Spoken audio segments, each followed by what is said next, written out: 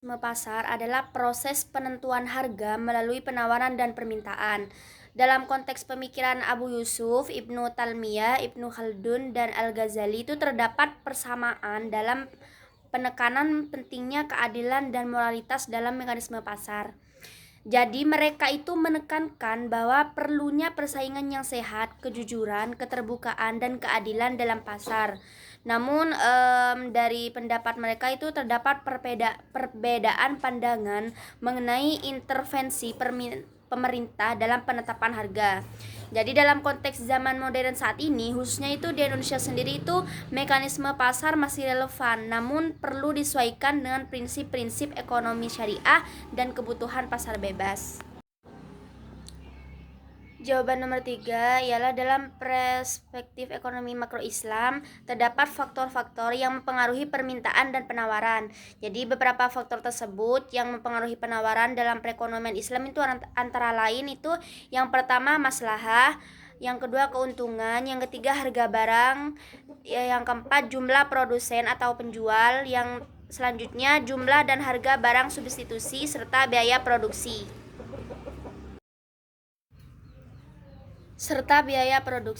Jadi faktor-faktor yang mempengaruhi permintaan antara lain itu perubahan harga produk, terus preferensi atau selera konsumen, selanjutnya pengganti produk yang tersedia atau barang substitusi dan komplementer, serta populasi dan pendapatan penduduk. Jadi hukum penawaran itu dalam ekonomi Islam itu menunjukkan bahwa semakin tinggi harga suatu barang, maka semakin tinggi pula barang yang ditawarkan. Juga sebaliknya, semakin rendah harga suatu barang, maka semakin rendah pula barang yang ditawarkan. Jawaban nomor 4 adalah dalam konteks mikro Islam, distribusi produk dan jasa itu mencakup prinsip-prinsip ekonomi Islam yang melibatkan keadilan, keberlanjutan, dan etika.